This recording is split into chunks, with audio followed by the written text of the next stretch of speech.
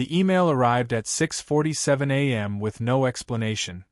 Just a 50% pay cut delivered through email, exactly 24 hours after I'd closed the largest defense contract in company history.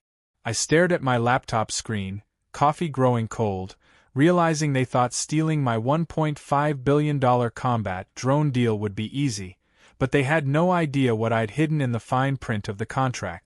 My name is Marcus Reed, and I'm 35 years old. Until this morning, I was the Senior Director of Defense Contracts at Titan Defense Systems. The email had no subject line, no explanation, just cold corporate language that felt like a slap across the face. I read it 3 times before the words sank in. My salary had been cut in half, effective immediately. 24 hours ago, I was celebrating. The Pentagon had just signed our $1.5 billion combat drone contract, the biggest deal in company history. 8 months of 18-hour days, classified briefings, and technical reviews that made my head spin.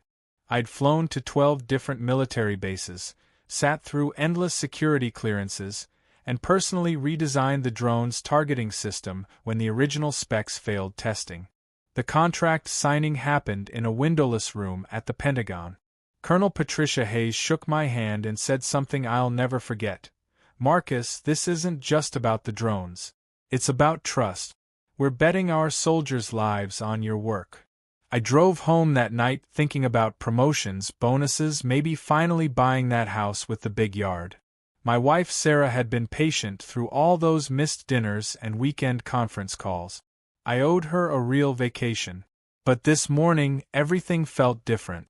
The Titan building looked the same, glass and steel reaching toward the sky, but something was wrong. My keycard still worked, my parking spot still had my name on it, but when I reached the executive floor, I found Victoria Sterling standing outside my office. She was young, maybe 22, with perfect blonde hair and a smile that never reached her eyes. I knew her face from company photos. CEO David Sterling's niece, fresh out of business school with an MBA her uncle probably paid for. "Oh, Marcus," she said, holding a measuring tape against my door frame. "Perfect timing. I was just checking if my new desk will fit." I stared at her. "Your new desk? Didn't you get the memo? Uncle David assigned me to take over the drone portfolio. He said it was time for fresh leadership." She giggled, actually giggled. "I'm so excited to work with such an important client." That's when I noticed the box on my desk. Not just any box. A cardboard moving box with Marcus's personal items, written on the side in Victoria's neat handwriting. She'd already packed my things. My coffee mug, the photo of Sarah, even my stress ball shaped like a fighter jet. The business cards on my desk weren't mine anymore. They read Victoria Sterling, Director of Defense Contracts, in shiny gold letters. Act 2. I spent 3 days waiting for someone to explain what was happening. No meetings, no phone calls, no acknowledgement that I just delivered the biggest win in company history. Instead, I found myself assigned to special projects, corporate speak for the place where careers go to die. My new workspace wasn't even an office. It was a cubicle squeezed between broken copy machines and boxes of old marketing material. The nameplate on the gray fabric wall read "Temporary Assignment" in cheap plastic letters. No windows, no privacy, just the constant hum of fluorescent lights and the smell of toner cartridges. That's where I met James Parker. He appeared at my cubicle on Thursday morning carrying 2 cups of terrible break room coffee and wearing the tired expression of someone who'd seen this movie before. "You're the drone guy," he said, setting 1 cup on my desk. It wasn't a question. James was maybe 55, with gray hair and lines around his eyes that spoke of long nights and broken promises. His clothes were neat but worn, like someone who still cared about looking professional even when the company had stopped caring about him. "They did the same thing to me 3 years ago," he continued, settling into the plastic chair beside my desk. "Naval defense contract, $800 million. Biggest thing I'd ever worked on." I looked up from the meaningless reports I'd been assigned. What happened? Closed the deal on a Friday, got demoted the following Monday. David Sterling's brother-in-law suddenly became the new director of naval contracts. James laughed, but there was no humor in it. Amazing how talent runs in that family, isn't it? Something cold started growing in my stomach. How many others? 7 that I know of personally. Maybe more. James leaned closer, lowering his voice. The Sterling family has a system. Let the smart people do the hard work, then slide their relatives into position once the deals are signed. Tyler Sterling runs our European division now, took credit for a missile guidance contract that Rebecca Martinez spent 2 years developing. Mark Sterling handles Asian markets after pushing out Kevin Thompson, who'd built those relationships from scratch. I thought about Victoria's measuring tape, her pre-printed business cards, the way she'd giggled about fresh leadership. None of this was spontaneous. They'd planned it all. But here's the thing, James said, standing up and adjusting his tie. You're different from the rest of us. How? He smiled for the first time since I'd met him. Because, unlike the rest of us, you actually put protection clauses in your contract. Smart lawyers, I'm guessing. I stared at him. Protection clauses? I barely remembered signing my employment agreement 2 years ago, much less what was buried in the legal language. Page 47, James said, walking away. You might want to read the fine print. That afternoon, I started digging through every piece of paperwork I'd ever signed at Titan Defense. I found it at 2 a.m., buried on page 47 of my employment contract like James had said. My kitchen table was covered with legal documents, empty coffee cups, and yellow highlighters as I squinted at the tiny print under my desk lamp. Section 12C, subsection 4. In the event of salary reduction exceeding 25% within 90 days of major contract completion valued above $500 million, employee retains exclusive client relationship management rights for 24 months. My hands started shaking. I'd completely forgotten about this clause. 2 years ago, my lawyer had insisted on adding it after watching another defense contractor get screwed over by his company. I'd thought it was paranoid at the time, just expensive legal protection I'd never need. Now it looked like the most important sentence I'd ever signed. But the real bombshell came 12 hours later. I was sitting in my cubicle, pretending to work on a pointless market analysis report, when my personal phone buzzed with an encrypted message. Colonel Patricia Hayes, my Pentagon contact. Marcus, urgent matter. Victoria Sterling has been designated as our new primary contact. This creates serious complications. Call me immediately on secure line. I stepped outside into the parking garage, my heart pounding as I dialed the number she'd given me months ago for emergencies only. Colonel Hayes? It's Marcus Reed. Marcus, thank God. We have a problem. Her voice was tense, professional. The Pentagon received official notification that Victoria Sterling is taking over the drone contract management. We ran her background check this morning. I leaned against my car, feeling dizzy. And she doesn't have security clearance. More importantly, she can't get security clearance. Our database shows she worked for Horizon Defense Technologies during her study abroad program in college. I don't understand. What's Horizon Defense? Chinese-owned defense contractor. Anyone with prior employment at foreign defense companies is automatically disqualified from classified project. It's federal law, no exceptions. Colonel Hayes paused. Marcus, if you're not managing this contract, we can't legally continue with Titan Defense. The drone specifications contain classified targeting algorithms that only cleared personnel can access. My mouth went dry. What does that mean for the contract? It means we start termination procedures tomorrow, unless we get written confirmation that you're still the primary contact. David Sterling has until 5 p.m. today to respond, or we begin shopping this contract to other vendors. I hung up and stood in the concrete garage, watching expensive cars gleam under fluorescent light. Victoria Sterling, the CEO's golden niece, had just become a liability worth $1.5 billion. And she had no idea.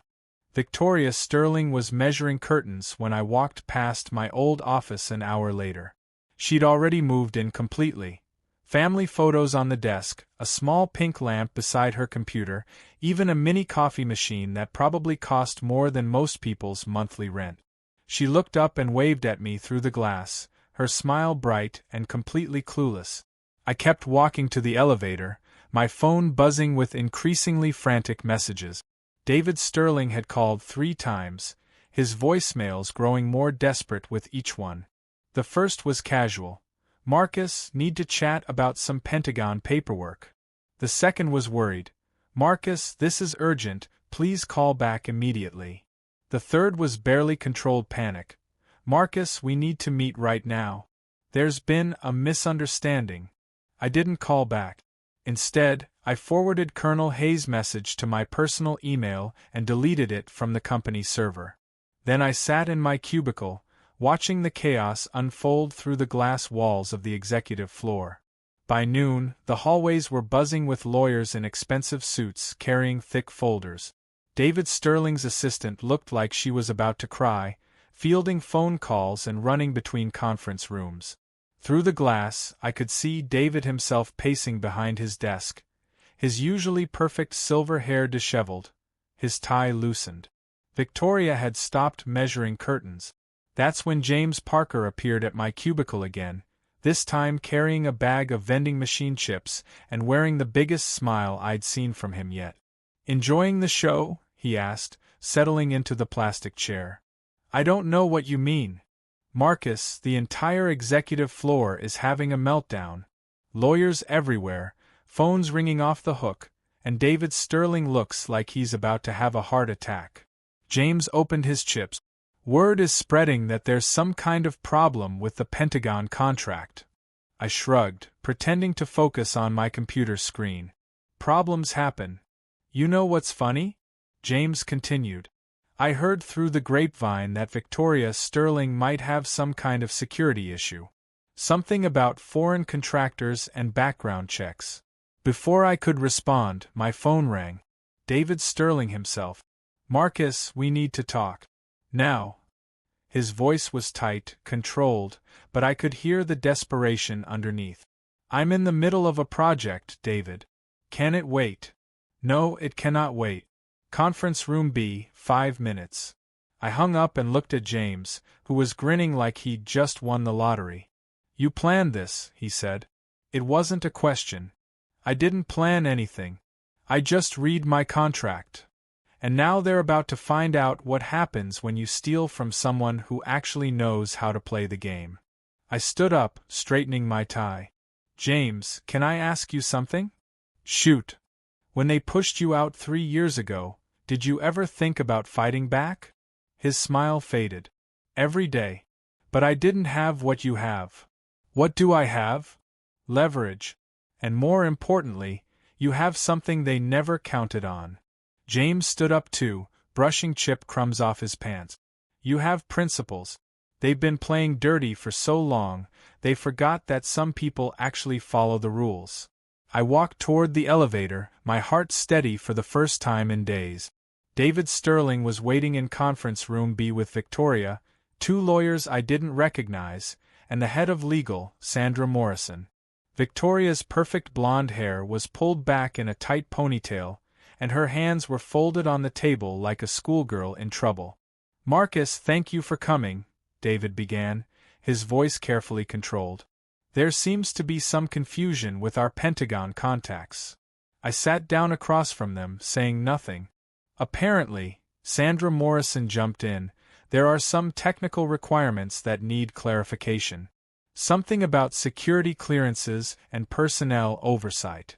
Victoria spoke for the first time, her voice smaller than usual. "I've reviewed all the contract materials, Marcus. I understand the technical specifications perfectly." I pulled out my phone and placed it on the table. "Would you like me to call Colonel Hayes? She can explain the requirements directly." The room went silent. David Sterling's jaw clenched so hard I could see the muscles in his neck. "That won't be necessary," he said slowly. I'm sure we can resolve this internally. Resolve what, exactly? David's facade finally cracked. Marcus, let's cut the bullshit. The Pentagon is threatening to terminate our contract unless you personally remain as the primary contact. They're saying Victoria can't get security clearance because of some job she had in college. Victoria's face went pale. I told you that internship wasn't important. You told me it was a study abroad program, David snapped. You didn't mention it was with a Chinese defense contractor. The room erupted into arguments, but I just sat there, watching them tear each other apart, knowing I held all the cards. At exactly 4:45 p.m., I walked into David Sterling's corner office carrying a single manila folder and wearing the calmest expression I could manage. He sat behind his massive mahogany desk, sleeves rolled up, looking like he'd aged 5 years in the past 6 hours. Victoria slouched in a leather chair beside him, her perfect makeup smudged from what looked like recent tears. 15 minutes, Marcus, David said without looking up from his phone. The Pentagon wants an answer by 5 p.m., or they start the contract termination process. I sat down and placed my folder on his desk. I know. Good. Then let's make this simple. David finally met my eyes, and I saw something I'd never seen before: genuine fear. Full salary restoration, effective immediately. 20% bonus for the inconvenience. We'll call it an administrative error and move forward. Victoria shifted in her chair. Uncle David, I can handle this contract. I've been studying the technical specifications all week. Studying them doesn't give you security clearance, Victoria, I said quietly. And it doesn't erase your employment history. David slammed his hand on the desk. This is ridiculous. She worked for Horizon for 3 months during college. It was an internship, not a career. I opened my folder and pulled out a printed email. This is from Colonel Hayes, received 2 hours ago. Horizon Defense Technologies is classified as a foreign adversary contractor by the Department of Defense. Any prior employment, including internships, results in permanent disqualification from classified projects. The color drained from David's face as he read the email. Victoria grabbed it from his hands, her eyes scanning the text frantically. This is insane, she whispered. I filed coffee and answered phones. I never saw classified information. The law doesn't care what you did there, I explained. It only cares that you were there.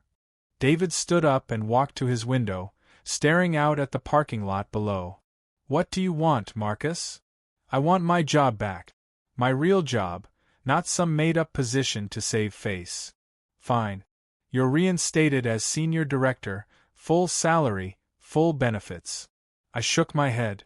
That's not enough. Victoria looked up sharply. What do you mean, not enough? I pulled out a second document from my folder, a job offer letter with the Prometheus Defense logo at the top. While you were panicking today, I was taking phone calls. Prometheus offered me Executive Vice President of Defense contract. Double my original salary, equity package, and full authority over their new robotics division. David spun around. You can't be serious. They also offered to hire James Parker as Senior Analyst, Rebecca Martinez as European Operations Director, and Kevin Thompson as Head of Asian Markets. I stood up slowly. Funny thing about screwing over talented people, they remember and they talk to each other.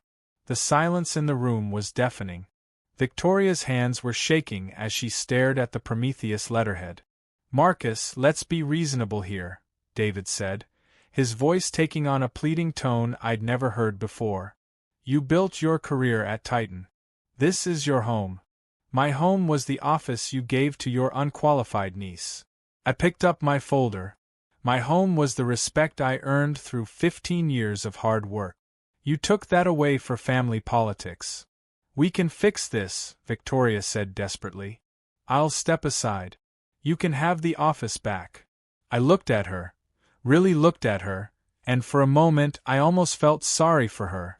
She was young, thrown into a situation way over her head, used by her uncle as a pawn in his family business games.